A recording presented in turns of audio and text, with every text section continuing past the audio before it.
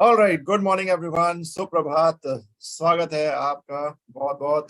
And we all are ready and excited. जी हाँ, मैं तैयार हूँ। क्या आप तैयार हैं? तो तैयार हो जाइए अगले 1 घंटे के लिए, जो इस कार्यक्रम में आपको ना सिर्फ जानकारी देगा बल्कि जो है वो फिट रहने के भी जो है वो महत्व सिखाएगा। जी हाँ, तो मेरा नाम है अंकित मित्तल एंड मैं आपके आज के इस कार्यक्रम का होस्ट हूँ। और न्यूट्रीलाइट लिव 360 के डे 9 में जो है वो आज हम बहुत सारी जो है वो और भी नई जानकारी जानने वाले हैं। सो कल और अभी तक हमने इस न्यूट्रीलाइट लिव 360 के प्रोग्राम में जो है वो गट हेल्थ को बहुत अच्छी तरीके से डिटेल में हम सीख रहे हैं। गट हेल्थ साइंस के बारे में हम बहुत अच्छे से जान रहे हैं और इसमें क्या नए लेटेस्ट इनोवेशंस हो रहे हैं, क्या नए लेटेस्ट और इसमें टेक्नोलॉजीज आ रही हैं, कैसे ये आपके गट हेल्थ को सपोर्ट कर रहे हैं, ये सब भी हम एक एक करके जो है वो जानते जा रहे हैं।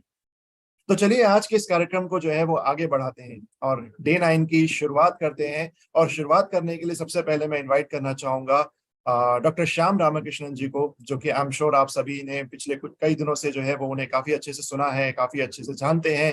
एंड डॉक्टर श्याम रामकृष्णन जी जो है वो डायरेक्टर हैं इनोवेशन एंड साइंस टीम से। एंड वो आज हमारे साथ जो है वो इंफॉर्मेशन शेयर करेंगे। सो डॉक्टर श्याम, आपका बहुत बहुत स्वागत है। Over to you. Thank you Ankit. नमस्कार सबको मेरे तरफ से। Very good morning. जैसे कि मैंने दो तीन दिन पहले बताया था, बहुत बहुत रिसर्च हो रहे हैं।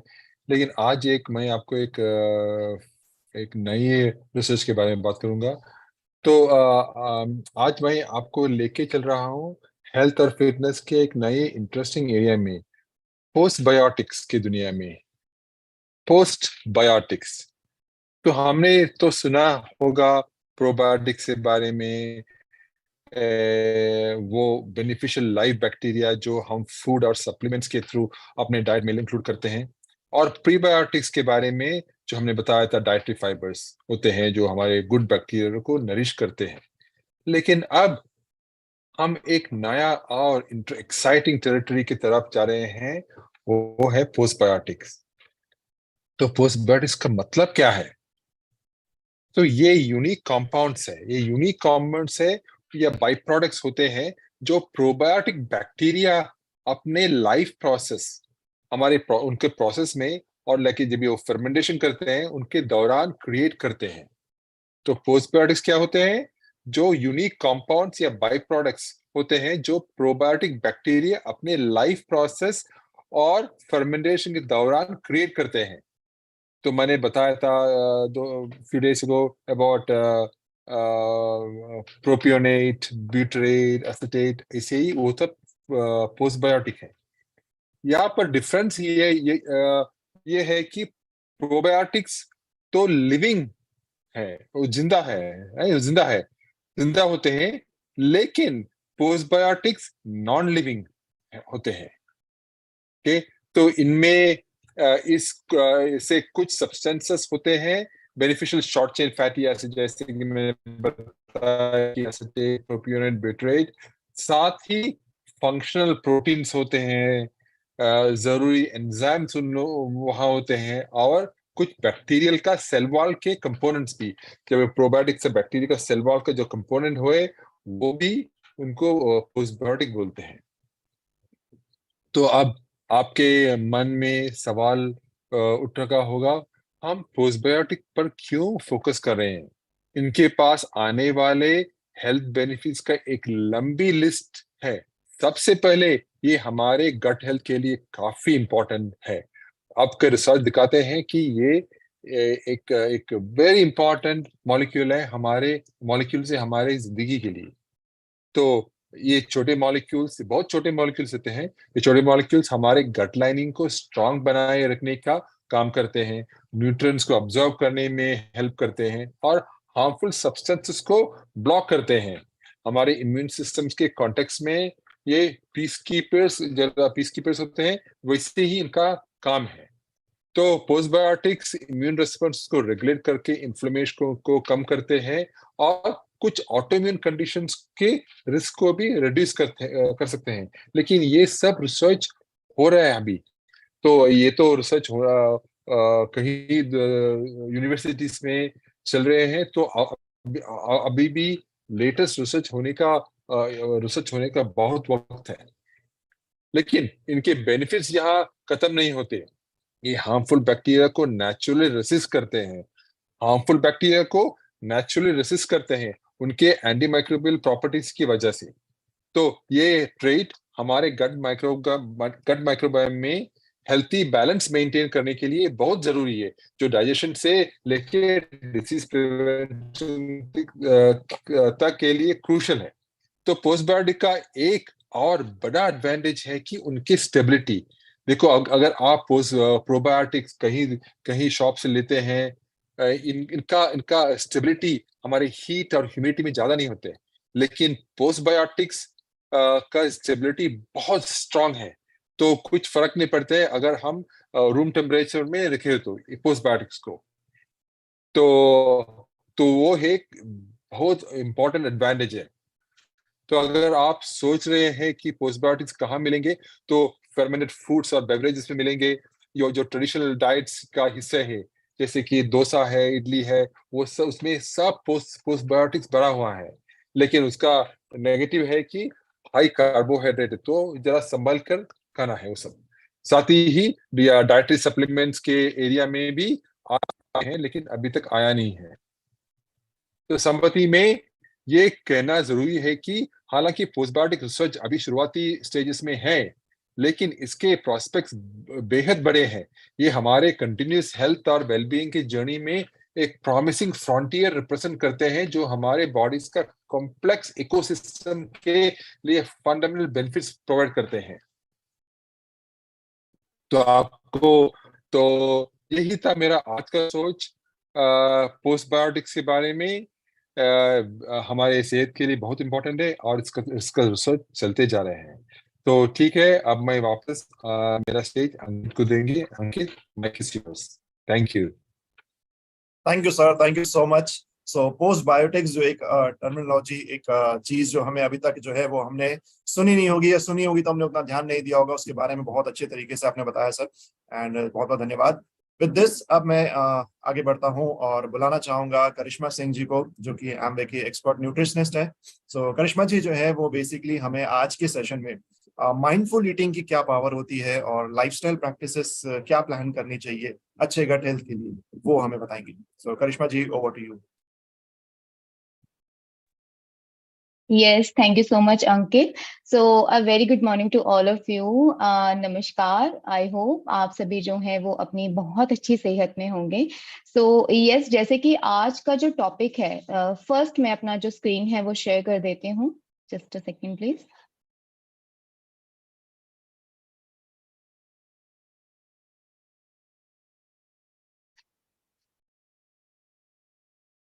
या अंकित, क्या आप मुझे बताएंगे मेरा स्क्रीन विजिबल है? Yes. Thank you so much. So yes, जैसे कि आज हम देख रहे हैं कि आज का हमारा जो टॉपिक है वो है कि हमें अपनी जो माइंडफुल ईटिंग है उसको किस तरीके से मतलब कि उपयोग करना चाहिए। क्योंकि अगर मैं देखूं कि जब भी हम एज अ न्यूट्रिशनिस्ट अगर मैं देखूं तो बहुत सारे लोगों का जब मैं कंसल्टेशन करती हूँ, या आप लोगों के पास भी जब भी कोई ऐसा कोई पर्सन आता है जो बहुत ही ज्यादा मतलब कि ऐसा रहता है कि हमारा ट्रैवल बहुत ज्यादा है, हम अपनी हेल्दी डाइट को अच्छे से फॉलो नहीं कर पाते हैं, तो ये जो टॉपिक है माइंडफुल ईटिंग का जो एक टॉपिक है वो बहुत ज्यादा इंपॉर्टेंट हो सकता है। क्योंकि माइंडफुल ईटिंग एक बहुत ज्यादा साइंटिफिकली चीज है जो कि हमें जानना बहुत ज्यादा जरूरी है। तो इसमें हम कैसे कैसे क्या क्या चीजें जान सकते हैं, कैसे कैसे वो अपने लाइफस्टाइल में अप्लाई कर सकते हैं, इसके बारे में आज हम जानेंगे। और यस, जैसे कि आज का जो दिन है वो है सेकेंड लास्ट डे है, आज 9th डे है आपका गट रीसेट फेज का। तो मैं सबको यहाँ पे सबसे पहले तो कॉन्ग्रेचुलेशंस करना चाहूंगी कि आप सभी लोग, जितने भी लोगों को मैं यहाँ पर देख रही हूँ, उन सभी लोगों ने गट रीसेट का जो फेज है उसको बहुत ही अच्छे से फॉलो किया है। और आई होप आप सभी को ये जो इसके जो रिजल्ट्स हैं वो अच्छे तरीके से दिख रहे होंगे। So yes, back to the topic कि जो आज का टॉपिक है माइंडफुल ईटिंग, उसके बारे में हम बात करते हैं। तो नेक्स्ट स्लाइड करती हूँ यहाँ पे। यस, सो सबसे पहले अगर मैं बात करूं कि माइंडफुल ईटिंग होती क्या है, तो माइंडफुल ईटिंग होती है कि टोटल अवेयरनेस, मतलब कि आप पूरे तरीके से जागरूक हैं कि आपने अपनी जो प्लेट है उसमें किस किस तरीके की फूड चॉइसेस को ऑप्ट किया है। ऐसा नहीं है कि लाइक क्या है कि जब कभी होता है हमारा जब फास्ट पेस्ड लाइफस्टाइल होता है, या फिर हम कहें कि हमारे घर में अगर छोटे बच्चे होते हैं तो अगर वो स्कूल जा रहे होते हैं तो बहुत बार ऐसा मैंने देखा है कि लाइक जो पेरेंट्स होते हैं वो इतने ज्यादा मतलब कि इन्वॉल्व होते हैं अपने बच्चों को तैयार करने में, या खुद भी अपने चीजों में इन्वॉल्व होते हैं, तो उनको बच्चे भी प्रॉपर तरीके से उतना टाइम नहीं निकाल पाते हैं अपने ब्रेकफास्ट के लिए, और पेरेंट्स भी उनको इतने उस तरीके से फोर्स नहीं कर पाते हैं उस टाइम पे ब्रेकफास्ट कराने के लिए। तो उस चीज में क्या करते हैं कि केवल एक जो दूध का ग्लास होता है वो कंज्यूम करा देते हैं और उनके लिए वो एक मील हो जाता है, जो कि बिल्कुल भी सही चीज नहीं है। हमें यहाँ पर यही चीज जानने की जरूरत है कि किस तरीके से हम उस टाइम को थोड़ा इंक्रीज कर पाए, और किस तरीके से हम जो हमारी फूड चॉइसेस हैं माइंडफुल ईटिंग को लेकर उनको हम यूज कर पाए। क्योंकि माइंडफुल ईटिंग है जो कि आप अपने पूरे जो सेंसेस होते हैं उसमें, जितने भी आपके जो सेंसेस हैं, लाइक टेस्ट का सेंस है, आपका जो हियर का सेंस है, या फिर आपका जो स्मेल का सेंस है, वो सभी सेंसेस आप अपने खाने पीने में उस समय पे उपयोग कर पाए। तो इस चीज में आपका जो माइंडफुल ईटिंग है वो काफी ज्यादा जो है आपके लिए यूजफुल हो सकता है। एंड इसी के साथ साथ में अगर मैं बात करूं कि जब आप खाना खाते हैं, खाना खाने की जो आपकी जगह है उसके आसपास का जो एरिया है, मतलब कि आपको प्रेजेंट मोमेंट को इम्पोर्टेंस देनी है। कि मान लीजिए फॉर एन एग्जांपल कि अगर मैं किसी जैसे कि फॉर एन एग्जांपल कि अगर मैं कश्मीर जा रही हूँ, या कोई पर्सन है वो बहुत अच्छे किसी इलाके में किसी हिली एरिया पे जा रहा है, राइट, तो उस समय अगर वो उस जर्नी के दौरान वो सो जाते हैं, या फिर बिल्कुल भी जो बाहर की जो सीनरीज हैं, गार्डन्स हैं, पेड़ पौधे हैं, या जो भी चीजें उनको रास्ते में मिलती हैं उनको सही तरीके से एंजॉय नहीं कर पाते हैं, केवल यही वेट करते हैं कि किसी भी तरीके से बस हम अपनी डेस्टिनेशन तक पहुंच पाए। तो वो डेस्टिनेशन तक तो पहुंच जाते हैं, लेकिन अपना जो सराउंडिंग है, जो आसपास की जो चीजें हैं,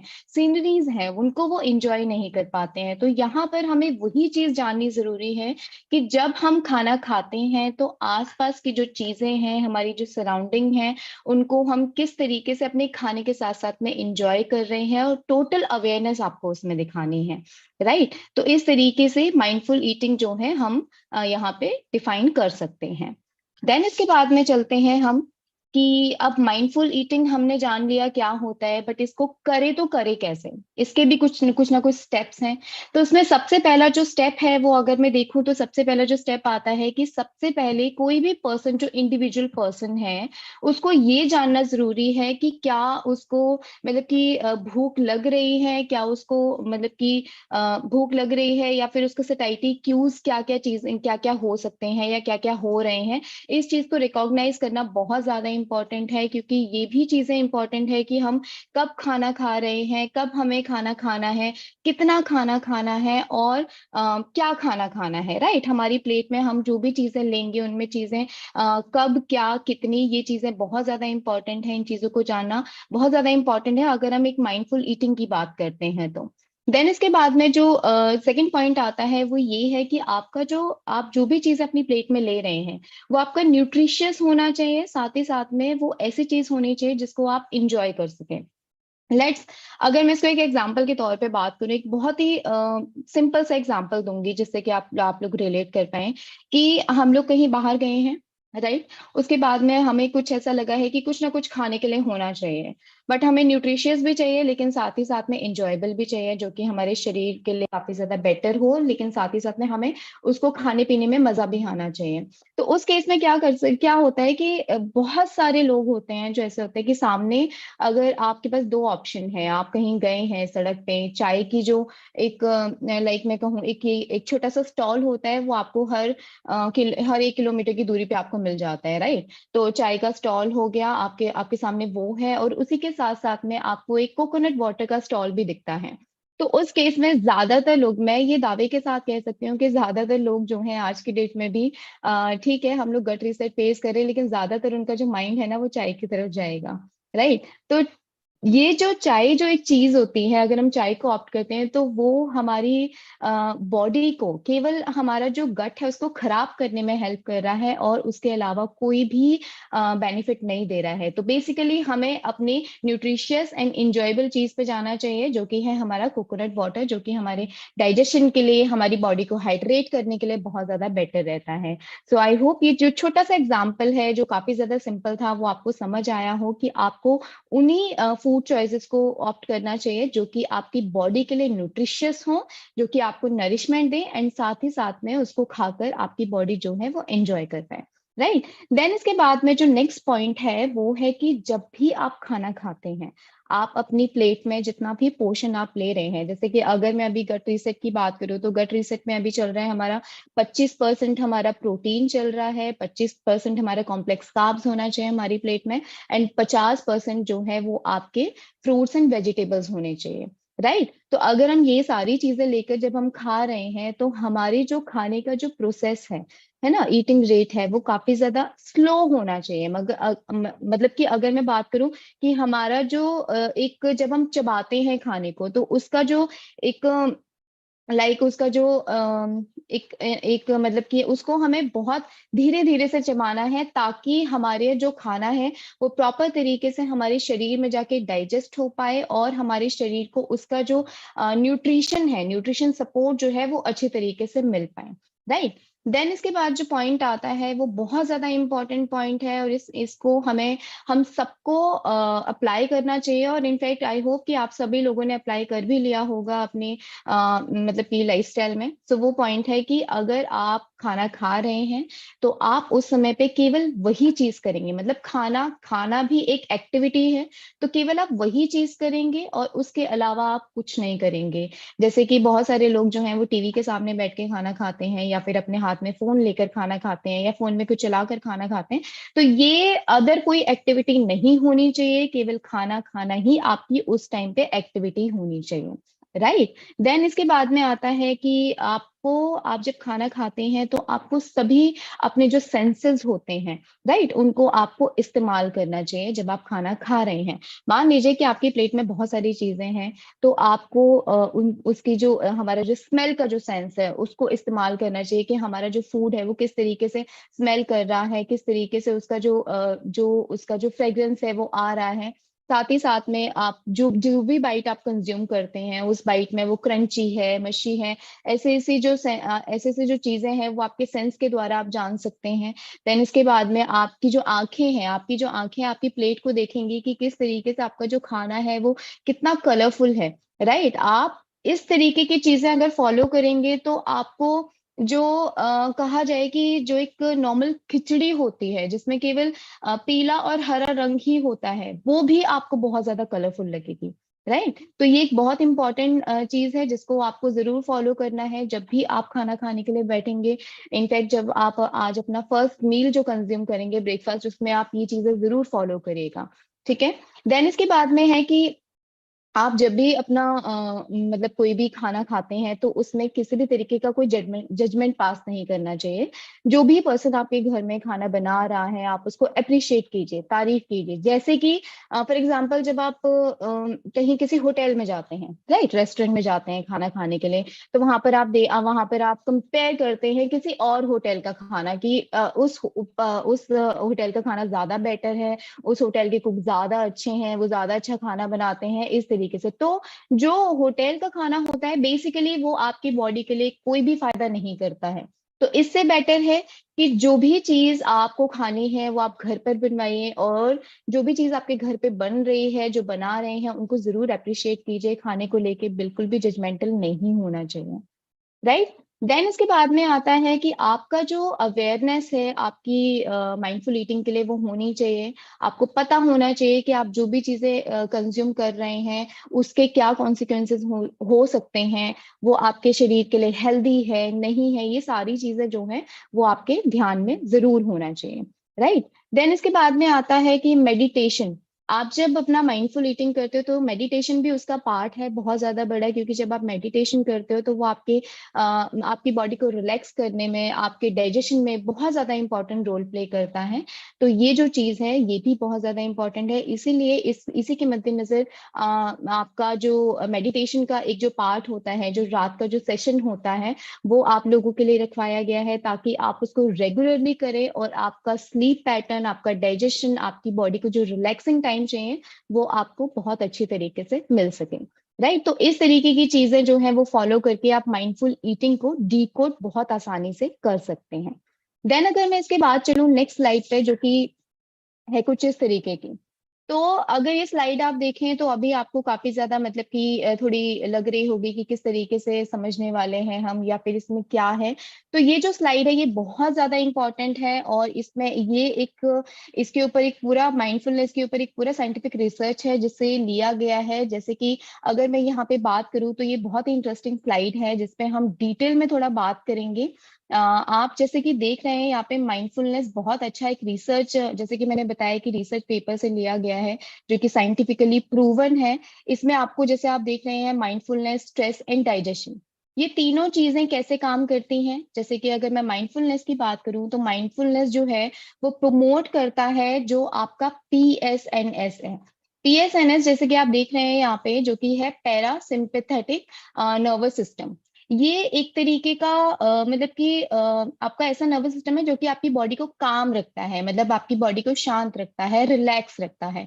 राइट, जैसे कि फॉर एग्जांपल कि आपके घर में कोई गार्डनर है या फिर कोई केयर टेकर है आपके गार्डन का, तो उस गार्डन में आपका एक मतलब कि उस गार्डन में जो भी चीजें होती हैं, लाइक कई सारे तरीके के प्लांट्स होते हैं, जैसे कि आपने देखा होगा अपने घरों में कि हर एक प्लांट को उतनी ही अमाउंट में सनलाइट नहीं चाहिए होती, किसी को कम चाहिए होती है, किसी को ज्यादा चाहिए होती है, तो उस तरीके से वो उसकी टेक केयर करता है। या फिर अगर मैं कहूँ कि कहीं घास ज्यादा है, कम है, तो उस चीज की वो टेक केयर करता है।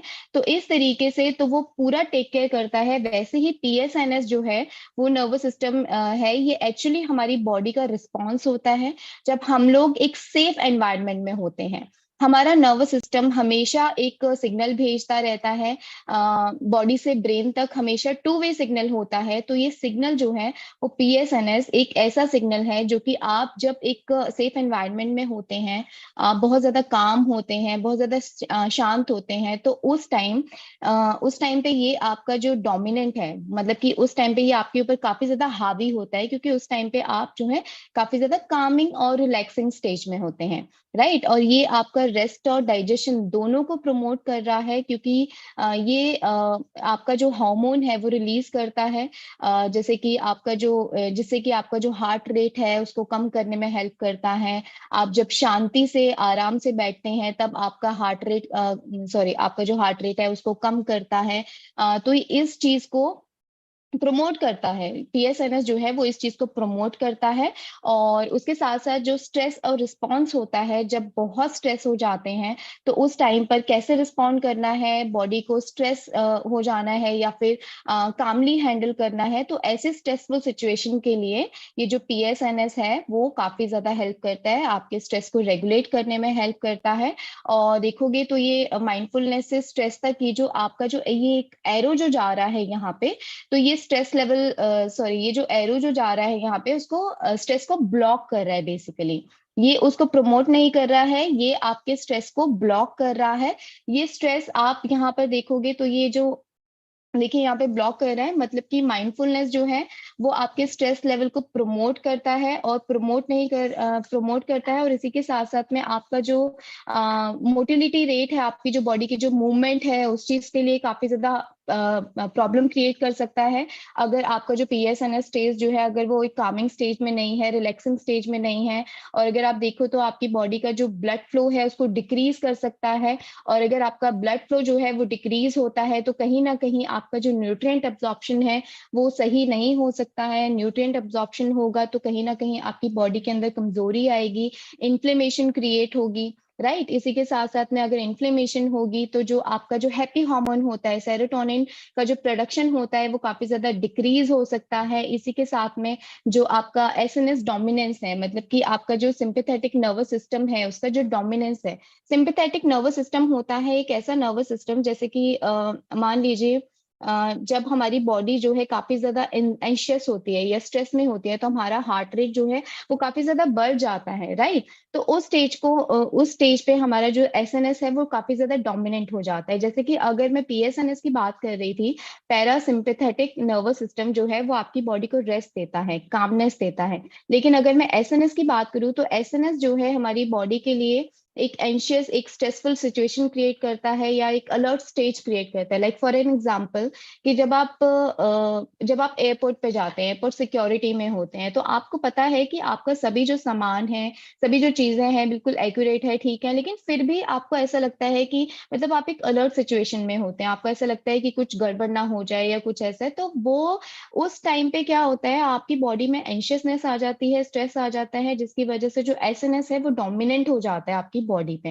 राइट। तो इस तरीके से ये दोनों ही चीजें, पीएसएनएस और एसएनएस जो है वो दोनों ही चीजें डिफरेंशिएट करती हैं।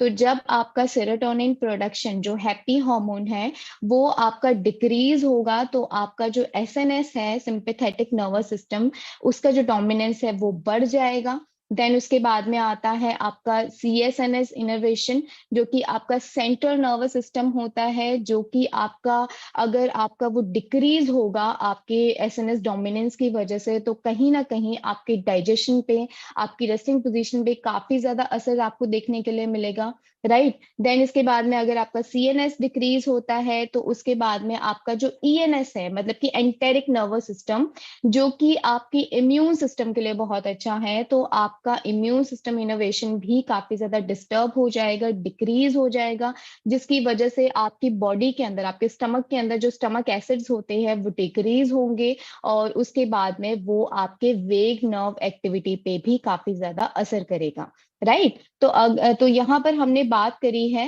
ये वाली चीज की कि अगर माइंडफुलनेस जो है वो स्ट्रेस को, मतलब कि यहाँ इस चीज के रिलेशन के बारे में हमने बात करी है।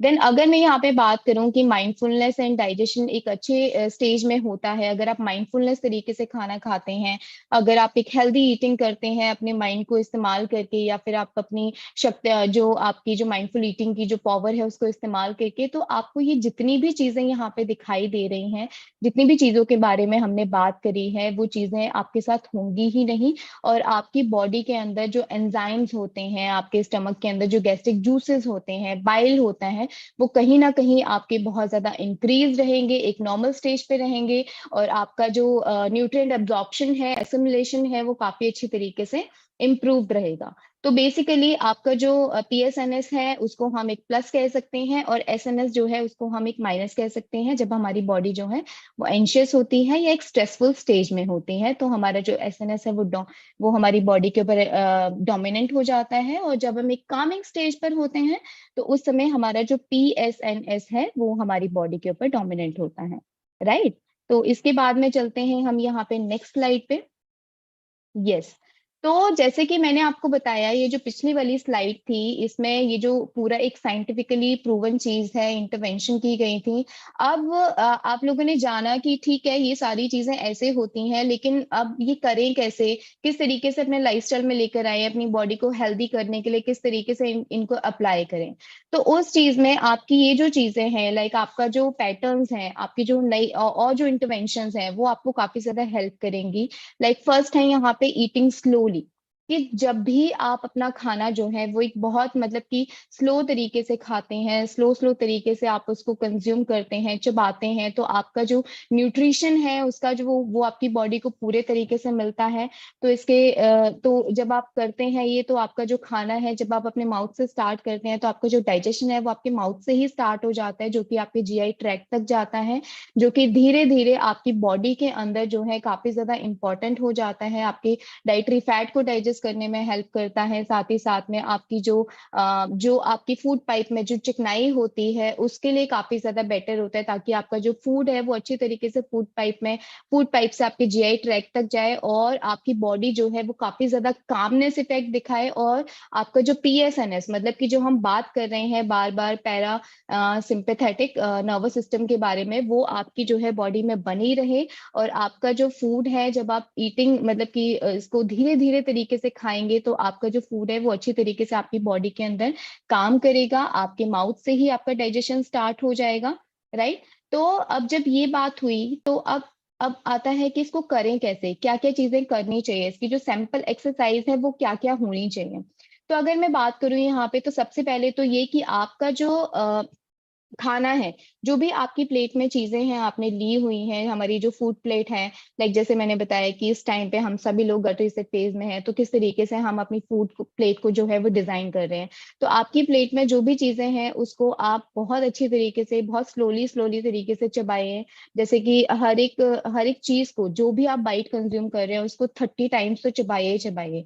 लेकिन अगर आपके पास में इतना समय नहीं है तो कम से कम 15-20 बार तो उसको जरूर आपको चबाना है, राइट। देन उसके बाद में आपकी जो स्पून है जिससे आप खाना खा रहे हैं, तो उस चीज को हर एक बाइट के बाद में आप प्लेट में जरूर रखिए, ताकि आपका जो खाना है वो अच्छी तरीके से आप बाइट कर सके, आप च्यू कर सके। क्योंकि बहुत बार ऐसा होता है कि जब भी आप जल्दीबाजी में खाना खाते हैं तो आपका जो चम्मच है वो आपके हाथ में ही रहता है, और आप अच्छे तरीके से उस खाने को एंजॉय नहीं कर पाते हैं, कंज्यूम नहीं कर पाते हैं। तो टोटली आपका जो न्यूट्रिशन वैल्यू है वो आपकी बॉडी को नहीं मिल पाता है। इनफैक्ट आपको काफी सारे इनडाइजेशन से रिलेटेड जो प्रॉब्लम्स हैं वो देखने के लिए मिलती हैं, राइट। देन इसके बाद में है कि आप जब भी अपना खाना खा रहे हैं, अपनी जो भी बाइट ले रहे हैं, जो भी आप अपना मतलब कि जब भी आप खाना खा रहे हैं उसकी हर एक बाइट के बाद में एक डीप ब्रीदिंग जरूर कीजिए, क्योंकि उससे भी आपके खाने को पचाने में बहुत ज्यादा मदद मिलती है, राइट। तो इस तरीके की जो ईटिंग स्लोली की जो सैंपल एक्सरसाइज है वो आप जरूर करिए, क्योंकि ये आपकी बॉडी को बहुत ज्यादा मतलब कि बेनिफिशियल रहेगी, और आपके खाने के द्वारा जो मिलने वाला न्यूट्रिशन है वो आपके शरीर को बहुत अच्छे तरीके से मिल जाएगा, राइट। देन इसके बाद जो सेकंड चीज आती है, सेकंड इंटरवेंशन है, वो है मेडिटेशन। जैसे कि मैंने आपको सेकंड स्लाइड में बताया था कि मेडिटेशन जो है वो बहुत ज्यादा इंपॉर्टेंट है, जो कि हमारी माइंडफुल ईटिंग को प्रमोट करती है। तो मेडिटेशन क्या है, जैसे कि आप सभी लोग आज की डेट में हर मतलब कि अपने डिनर के बाद में मेडिटेशन जरूर करते हैं, राइट। तो मेडिटेशन से क्या होता है, मेडिटेशन से हमारा जो लाइक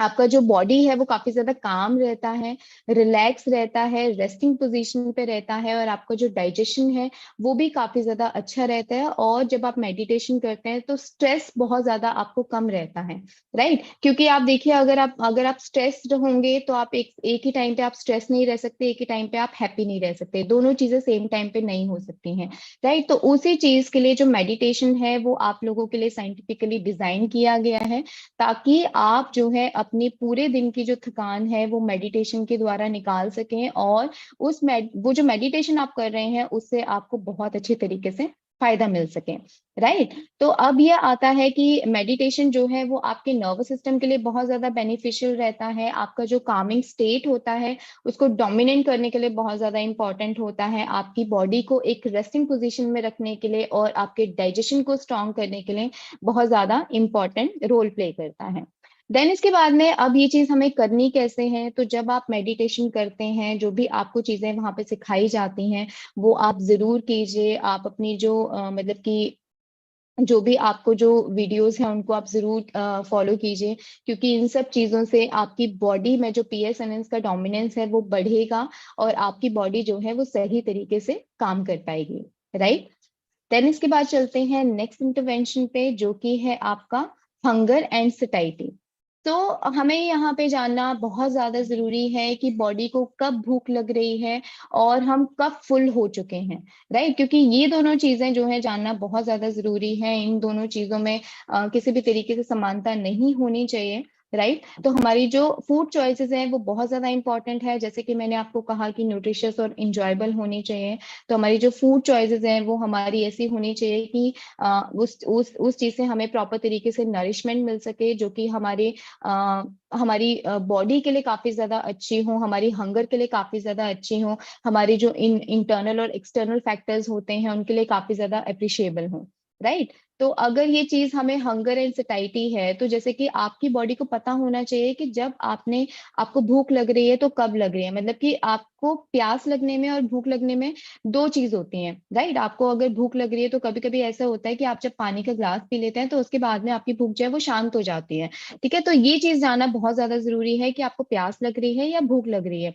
लेकिन अगर ऐसा है कि आपको मतलब आपने पानी पी लिया है लेकिन उसके बावजूद भी आपको भूख लग रही है, तो उस समय पे आप कुछ ना कुछ जरूर कंज्यूम कर लीजिए, क्योंकि तब आपकी बॉडी आपको क्यूज दे देती है कि आपको प्यास नहीं, आपको भूख ही लग रही थी। तो उस समय पे आप कोई भी हेल्दी चीज या कोई भी, जब आपको मील का टाइम होने वाला हो तो आप कोई भी चीज वहां पे ऑप्ट कर सकते हैं। तो इस चीज के लिए जो सिंपल एक्सरसाइज है वो यही है कि आपको अपनी बॉडी को जानना बहुत ज्यादा जरूरी है, क्योंकि आप नहीं जानेंगे तो कोई और बाहर वाला पर्सन जो है वो आकर नहीं आपको बताएगा कि आपको कब क्या खाना पीना चाहिए और किस टाइम पे आपकी बॉडी क्या क्या डिमांड कर रही है। तो हंगर क्यूज जो होते हैं उनको सुनना, उनको जानना बहुत ज्यादा इंपॉर्टेंट है, राइट। देन इसके बाद में चलते हैं नेक्स्ट स्लाइड पर। Yes, engaging senses. तो ये जो आपका इंटरवेंशन है ये बहुत ज्यादा इंपॉर्टेंट है, क्योंकि जैसे जैसे हम बात कर रहे हैं, सॉरी, जैसे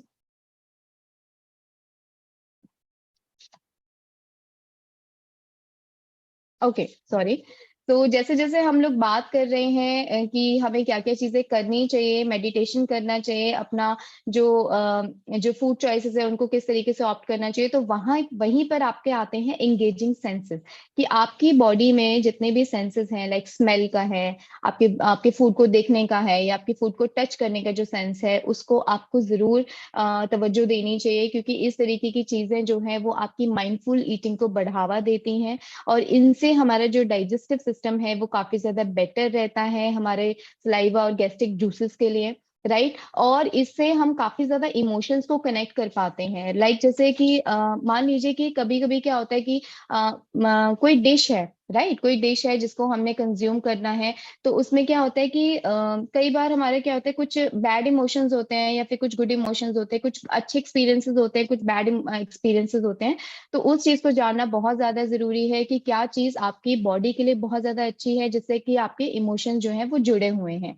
तो इसके लिए अगर मैं बात करूँ तो कुछ सिंपल एक्सरसाइजेस हो सकती हैं, तो कुछ इस तरीके की जो सिंपल एक्सरसाइजेस हैं वो आप कर सकते हैं, राइट। देन इसके बाद में चलते हैं नेक्स्ट स्लाइड पे, कि यहाँ पर आता है एक्सटर्नल एनवायरनमेंट।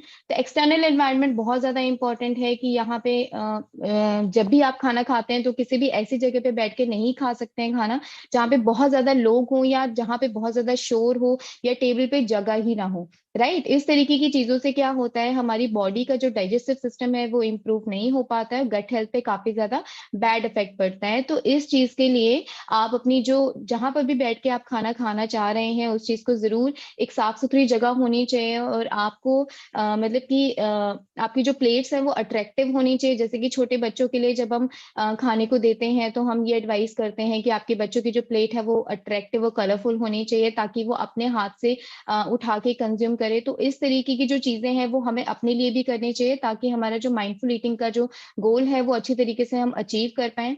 साथ ही साथ में आपका जो जो भी आपके टेबल पे जो चीजें हैं, आपका टैब है, फोन है, या फिर आपके सामने टीवी है, तो उस चीज को आप तुरंत ही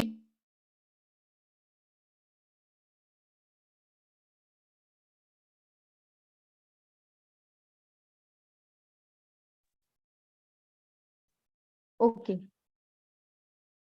सो यस, तो इस तरीके की चीजें जो है वो आप कर सकते हैं। Am I audible sir? Yes, Karishma, you're audible. Okay, thank you.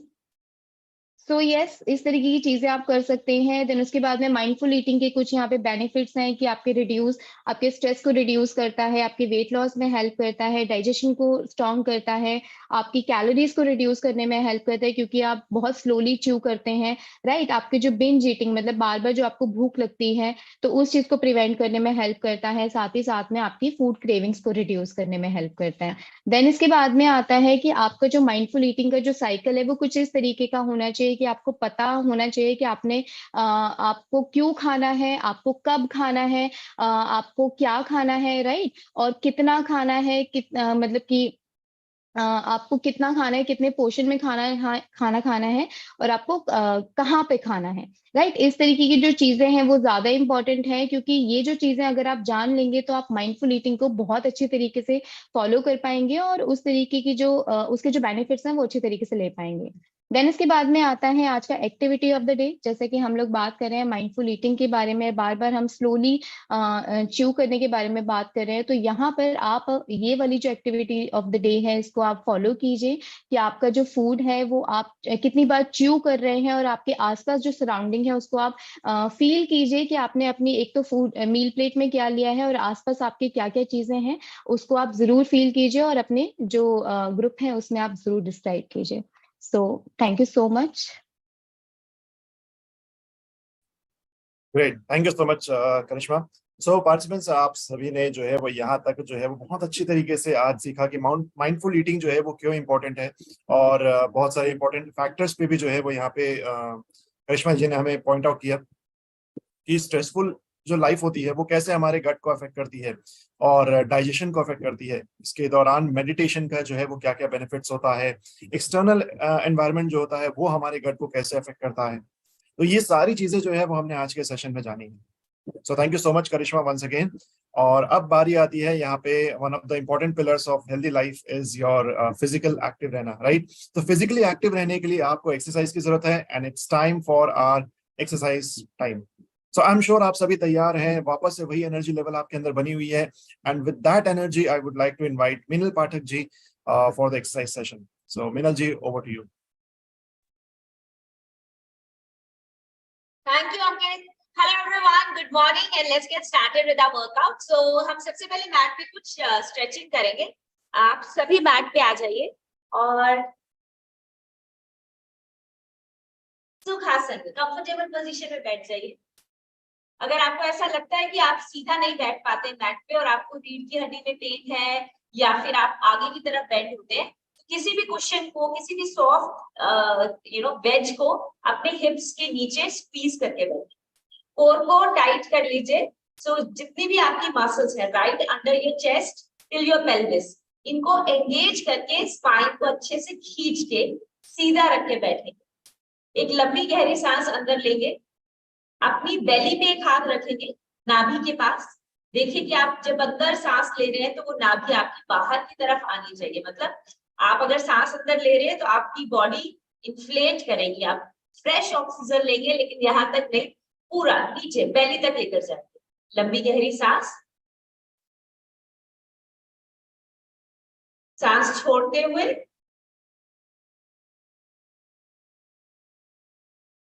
फिर लंबी गहरी सांस अंदर, सांस छोड़ते हुए नाभि को पूरा स्क्वीज करें। फिर से एक बार लंबी गहरी सांस अंदर, सांस छोड़ते हुए रिलैक्स। अपने दोनों टांगों को अच्छे से स्ट्रेच करेंगे और अपने पंजों को अंदर की तरफ खींचेंगे। टांगों को ओपन करते हुए पंजों को अंदर की तरफ खींचेंगे। दोनों साइड में साइड स्ट्रेच करेंगे जाके। अगर इस तरह से बैठने में भी आपको ऐसा लगता है कि आप आगे की तरफ झुक रहे हैं, आपकी लेग्स पे बहुत प्रेशर आ रहा है, आप अपनी लेग्स को खोल के नहीं बैठ पा रहे हैं, या फिर लेग्स बहुत ही कम खुल पा रही हैं, उसमें भी आप एक कुशन का सपोर्ट लीजिए। कुशन को अपने हिप्स के नीचे ऐसे वेज बना के रेज, मतलब अपने प्लेटफॉर्म को थोड़ा रेज करके फिर स्ट्रेच। ये बहुत कंफर्टेबल हो जाएगा आपके लिए इस तरह से बैठना। होता क्या है कि अगर आप नीचे बैठना बंद कर दे तो जिस तरह से आपकी टेल बोन में फ्लेक्स होता है और आपकी जो 6 बोन्स होती है जिन पे आप बैठते हैं वो थोड़ा सा वीक हो जाता है। आप जब कुशन के सहारे से बैठते हैं तो आपको वो एक बेस मिलता है, एक सपोर्ट मिलती है आपकी रीढ़ की हड्डी का जो सबसे नीचे वाला हिस्सा होता है, ठीक है। और जब आप इस तरह से बैठते हैं तो ऐसे सोचिए कि जो आपकी टेल बोन है वो ऐसे ऊपर की तरफ, मतलब आपके नोज की साइड पे ऐसे कर्व कर, तो सीधा बैठे, पीछे की तरफ झुककर नहीं, आगे की तरफ उठकर। बहुत बढ़िया। तो अपनी पूरी की पूरी इनर थाइस को, काफ मसल्स को जहां तक स्ट्रेच कर सकते हैं वहां तक स्ट्रेच करेंगे। एक लंबी गहरी सांस अंदर लेंगे, सांस छोड़ते हुए साइड पे जाए, सांस अंदर, सांस छोड़ते हुए पंजों को ऊपर से, बीच में से, नीचे से जहां तक स्ट्रेच कर सकते हैं। और अगर पंजों तक नहीं भी पहुंच सकते हैं तो जहां तक पहुंच सकते हैं वहां तक जाएंगे और स्ट्रेच आउट। फिर वापस सेंटर पे आएंगे और फिर दूसरी साइड पे स्ट्रेच करेंगे। और अगर पंजों तक नहीं पहुंच पा रहे तो सेंटर पे हाथ रखिए और सेंटर से दोनों साइड पे जाके स्ट्रेच। अपनी कोर और ऑब्लिक्स, लेग्स, सभी मसल्स को एक्टिवेट करेंगे, अपना माइंड और मसल का कनेक्शन क्रिएट। सो स्टार्ट करके 1 and 1 2 and 2 3 and 3। सांस छोड़ेंगे बाहर जाते हुए, लंबा गहरा सांस, जितना लंबा छोड़ सकते हैं उतना बेटर हो जाएगा आपका स्ट्रेच। और अगर आपको ऐसा लगता है कि इस तरह से नाक से सांस छोड़ना मुश्किल है तो आप मुंह से भी सांस छोड़ सकते हैं, स्ट्रेच करते हुए। और आप देखेंगे कि धीरे धीरे जितना ज्यादा आप हर दिन वर्कआउट करेंगे, जितना आप कंसिस्टेंट रहेंगे, उतना इजी हो जाएगा आपके लिए इन सभी मूव्स को करना, उतना धीरे धीरे आपकी बॉडी ज्यादा खुलने लगे। स्ट्रेच कीजिए, फील कीजिए इनर थाइस पे, काफ पे, जहां तक आप स्ट्रेच ले जा सकते हैं वहां तक लेकर जाइए पूरा अंदर। इस बार अपने हाथों को क्रॉस करें, ऐसे और ऐसे, ऑब्लिक्स में थोड़ा ज्यादा प्रेशर करें। 1 and 1 2 and 2। पंजे अंदर की तरफ खींचे रहेंगे जिससे आपकी मसल्स को आप एंगेज करके रखें, ऐसे छोड़ेंगे नहीं, खींच के रखें। 3 and 3 4 and 4 5 and 5। पूरा राउंड अबाउट करेंगे, मतलब पूरा गोल घूम के वापस और अंदर, जैसे चक्की चलाते हैं। सो इस तरह से बार वापस कोशिश कीजिएगा कि आप हिप से हिंज करेंगे, इसलिए मैंने थोड़ा सा रेस करके दिखाया, मतलब ऐसे करके आगे नहीं आएंगे, शोल्डर्स रोल्ड बैक रहेंगे, चेस्ट लिफ्टेड रहेगी, आप हिंज करते हुए हिप्स के थ्रू सर्कल लेंगे यहां से, ठीक है। सो 1 वापस, 2 वापस, 3 वापस, 4 वापस, 5 वापस ऊपर, 6 एंड एंटी क्लॉकवाइज उल्टा जाइए, उल्टा खींचते हुए 1 2। इसका बहुत इजी वे है कि आप ऊपर देखिए, मतलब अगर आप नीचे देखते हैं तो वैसे ही आप अपनी शोल्डर्स को गोल कर लेते हैं, मतलब ऐसे ऐसे करके कुछ नहीं करेंगे। लेंथ कीजिए अपनी स्पाइन में, लंबी सी लेंथ लेकर आइए, ऐसा फील कीजिए कि आप अपने हर रीढ़ की हड्डी का हर मणका ऐसे खींच रहे हैं आगे की तरफ। हम एंटी क्लॉकवाइज जा रहे थे तो इस साइड से, सो यहाँ पर गए तो यहाँ पूरी रीढ़ की हड्डी स्ट्रेच है, आगे आए तो फिर, इधर गए तो फिर, ठीक है। सो आप देखिए वो जो माइंड एंड मसल कनेक्शन बनाना होता है ना, कितना फायदेमंद। तो आप सिर्फ इसलिए वर्कआउट नहीं कर रहे हैं कि वो आज तो वर्कआउट करना है, आपने वो कनेक्शन बनाया है उस तरह से अपनी बॉडी को एंगेज करते हुए। यू ऑल्सो फील गुड कि आपने अपने हर सेल को एंगेज किया।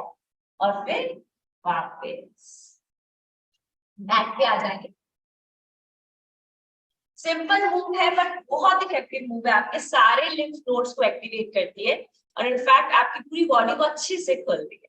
हम स्टार्ट करेंगे सी कर्व से, या आप अपने साथ बी क्रंचेस भी किए थे, लेकिन इसके साथ में हम एक वेरिएशन ऐड करेंगे। हमने अभी सिर्फ एक साइड की थी, व्हिच वाज कि हम जमीन से ऊपर की तरफ आए थे या नेगेटिव क्रंच किया था। हम इसमें रोल बैक भी ऐड करेंगे। तो पहले दोनों अलग अलग करते हैं, फिर दोनों को मिला, मतलब अलग अलग इस कि आप यहाँ पर बैठे हैं, स्क्वीज करेंगे, 1 मिनट से कोर एक्टिवेशन स्टार्ट करेंगे। तो 1 मिनट के लिए होल्ड करते हैं हम सभी। लंबी गहरी सांस लीजिए, एंगेज कीजिए सांस छोड़ते हुए, और फिर कंटिन्यूअस सांस लेते हुए 1 मिनट, लेट्स स्टार्ट। हाँ, तो आप इस तरह से जब होल्ड करते हैं तो आप अपनी कोर मसल्स को सबको एक्टिवेट करते हैं। जैसे मैंने बोला कि ये जितने भी आसन है, चाहे वो नौका आसन है जिसमें आपने ये वाला सबसे इजी वेरिएशन है नौका आसन की, कि आपने घुटनों को मोड़ दिया, लेकिन अभी हम यही कर रहे हैं बिकॉज इससे आपकी जो रीढ़ की हड्डी है उसमें प्रेशर नहीं आता।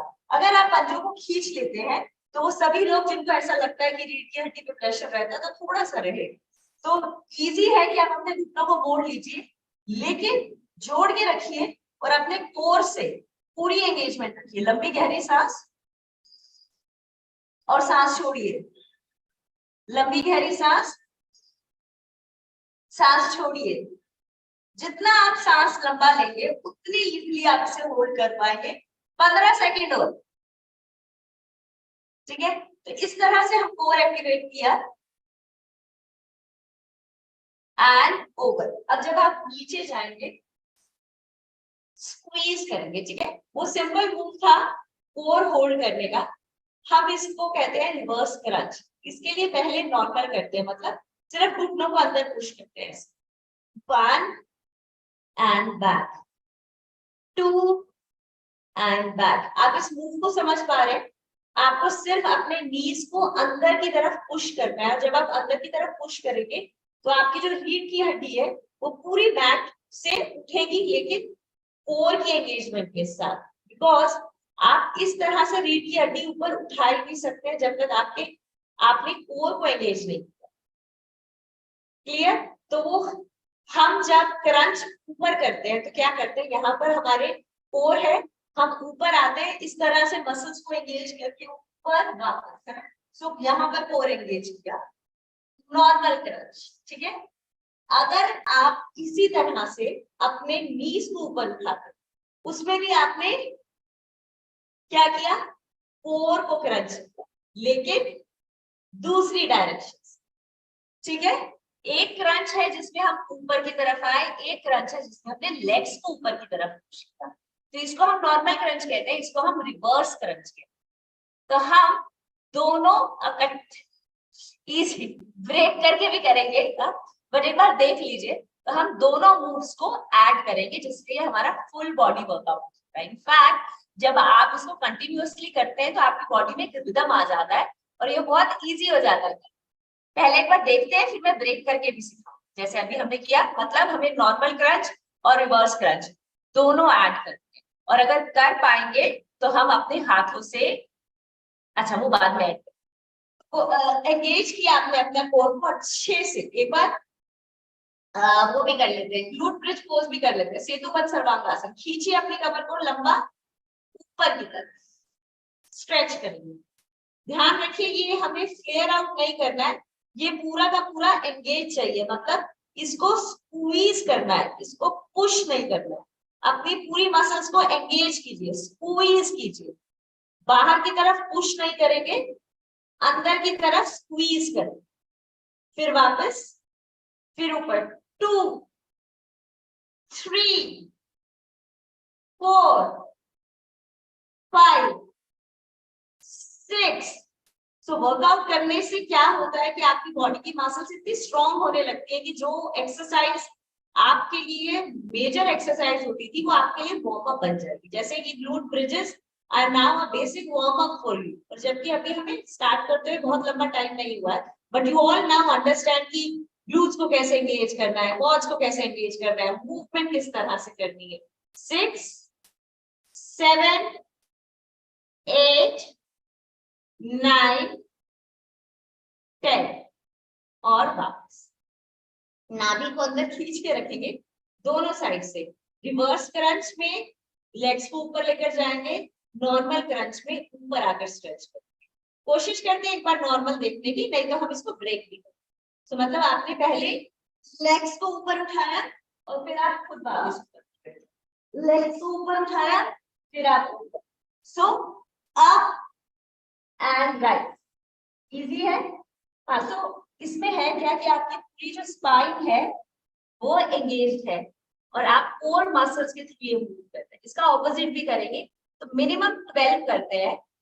वो लोग 10 के बाद जो थोड़ा सा और पीछे स्ट्रेच कर सकते हैं इन अ प्लाव पोज, हाँ, हलासन अगर आप कर सकते हैं तो थोड़ा सा लेग्स को पीछे लेकर धीरे धीरे आराम से स्क्वीज करेंगे, लेग्स को पीछे लेकर जाएंगे, ऊपर 1, ऊपर 2, ऊपर 3, ये कर सकते हैं तो थोड़ा सा स्ट्रेच करते हुए करिए, 4, अप, 5, अप, 6, अप, 7, एंगेज कीजिए, सांस को छोड़िए, 8, 9, अगर कर सकते हैं तो थोड़ा हलासन में पीछे की तरफ अप और पीछे अप, धीरे धीरे 10, पीछे 11, 12, 13, 14, 15, 16, 17, 18,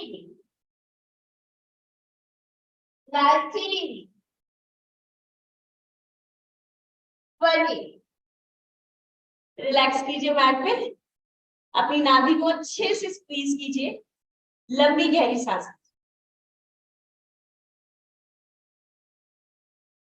फील कीजिए किस तरह से आपकी बॉडी में पूरा ब्लड फ्लो कर रहा है, किस तरह से आप हर मसल को एक्टिवेट किया आपने, और प्राइमरली आपके कोर, बिकॉज ऊपर की मूव और नीचे की मूव दोनों में हम कोर को यूज कर रहे हैं।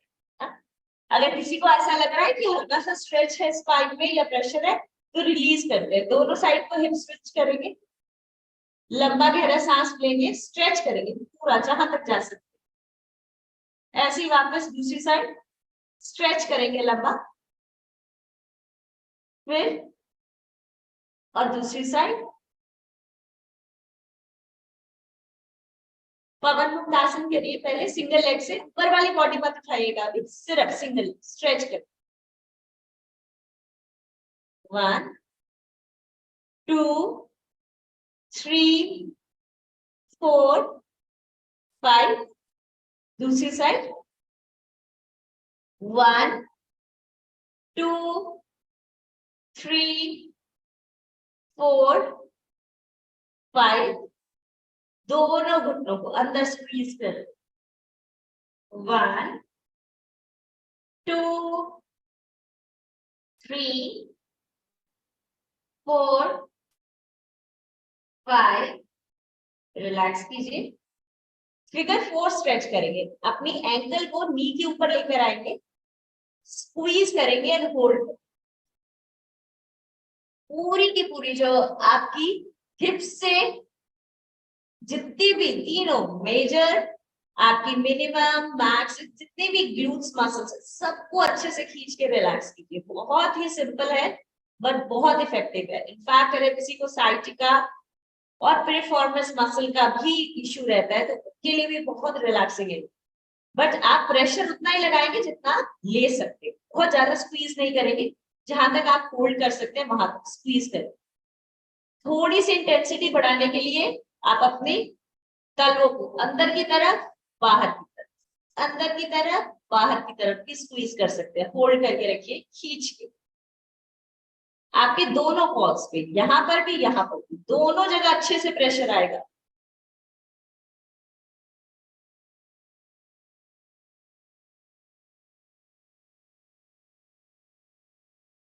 और फिर वापस पेट के बल उल्टा आ जाएंगे,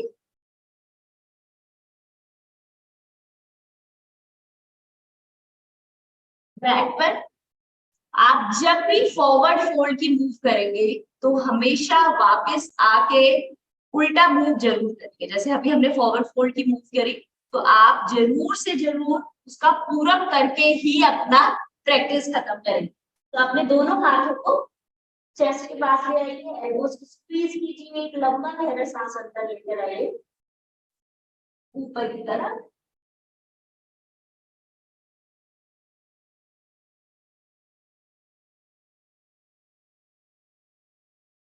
और धीरे से वापस 2 बार और करेंगे लंबा गहरा सांस,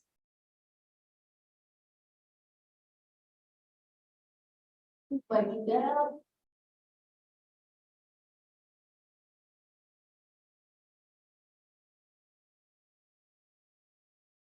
और फिर वापस,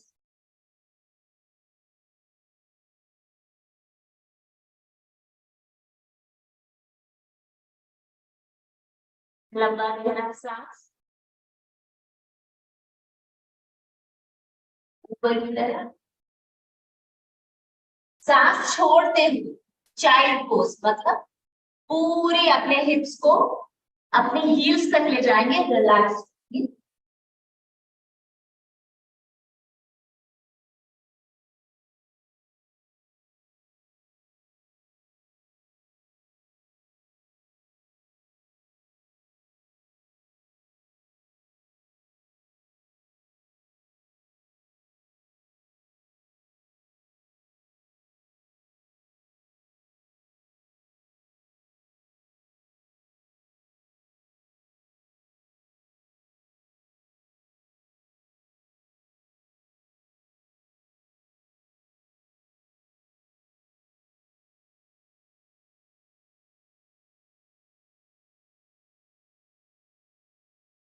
ऑन द फोर्स, नीज आपके हिप्स के नीचे, कोर को पूरा एंगेज करके रखेंगे, स्क्वीज करेंगे दोनों साइड, थ्रेड एंड मिडल ऊपर, नाभि अंदर की तरफ, अपने हिप्स से नीज तक का स्ट्रेट लाइन बना के रखेंगे, नाभि को अंदर की तरफ स्क्वीज करके स्ट्रेच करके हाथ को और पीछे ले जाएंगे। जितना जितना आप कोर या इन मूव से कंफर्टेबल होते उतना आप धीरे धीरे अपने आप को चैलेंज भी कर सकते मूव्स के थ्रू। फिर धीरे से वापस आएंगे सेंटर में, उसी तरह से सांस भरते हुए अंदर, सांस छोड़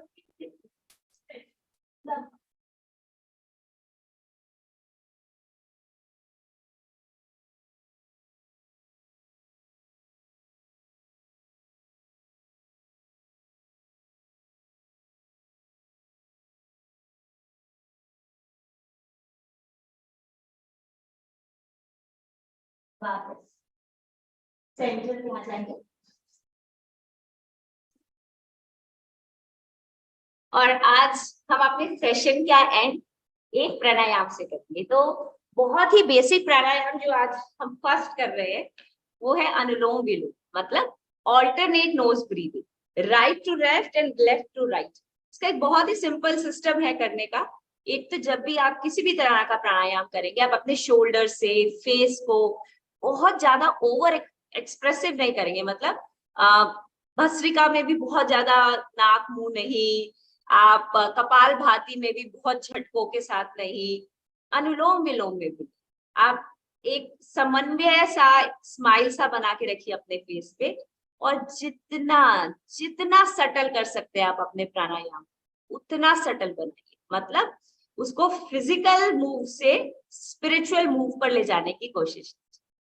हम राइट नोस्ट्रिल को राइट थंब से कंट्रोल करेंगे, इंडेक्स फिंगर और मिडिल फिंगर को बंद करके रखेंगे।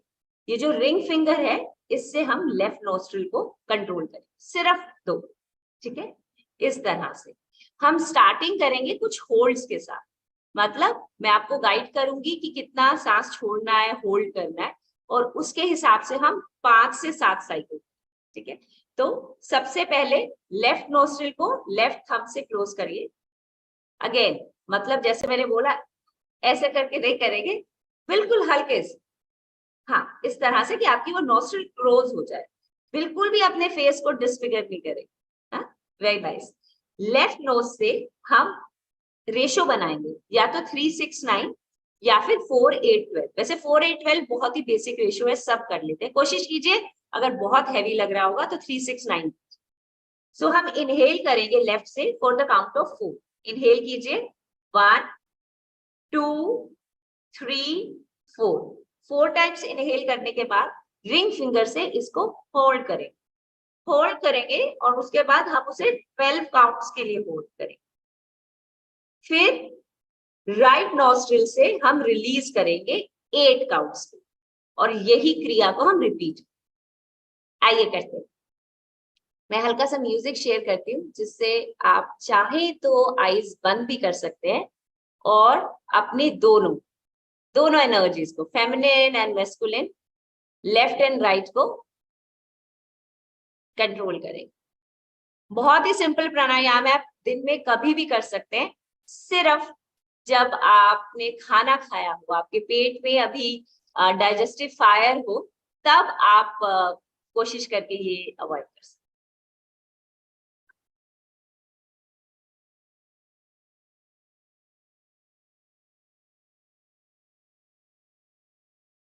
Inhale for the count of 4.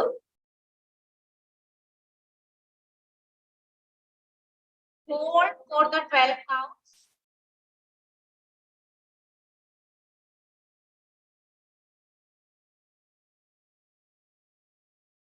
Exhale right for the 8 counts.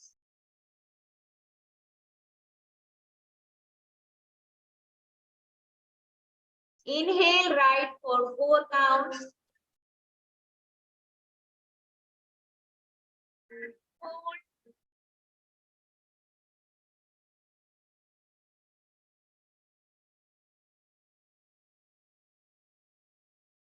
Exhale left.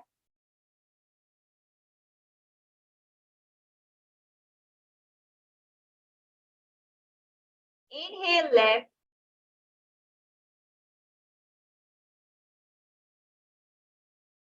Hold 12 counts.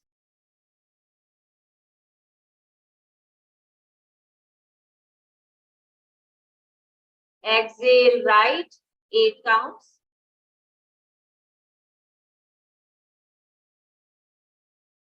Inhale right 4.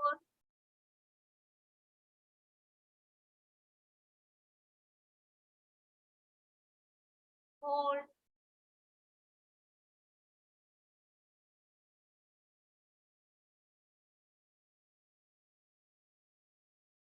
Exhale left.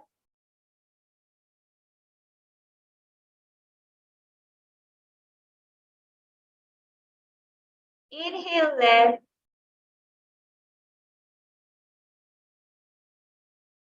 Hold.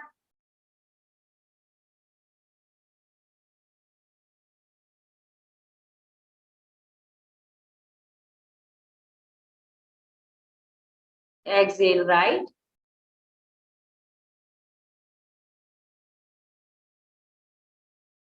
Inhale right.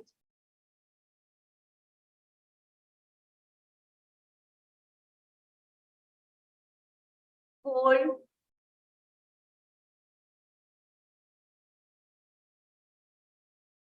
Exhale left.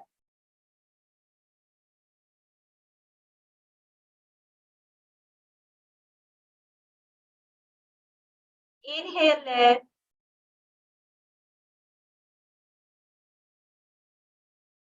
Hold.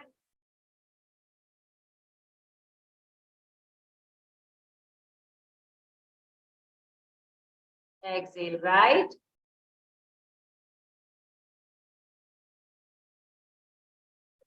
Inhale right.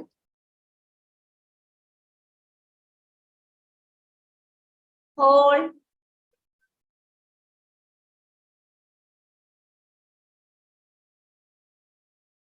Exhale left.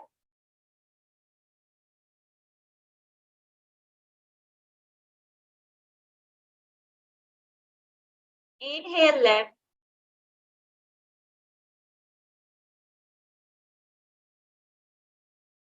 hold.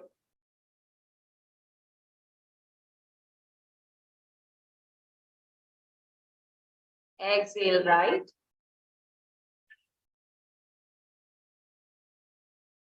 And sit in silence. थोड़ी देर के लिए silence को observe करेंगे.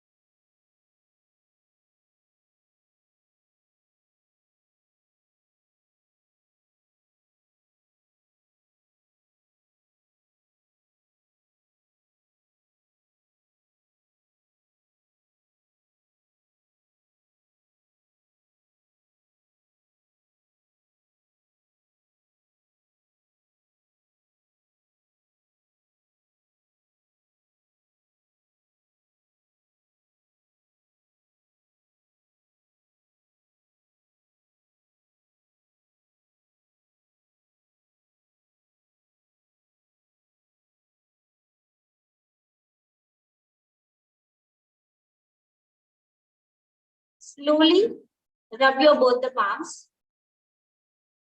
over to your eyes.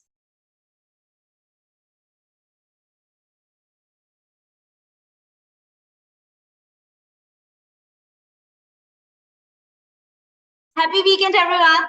Have a great day.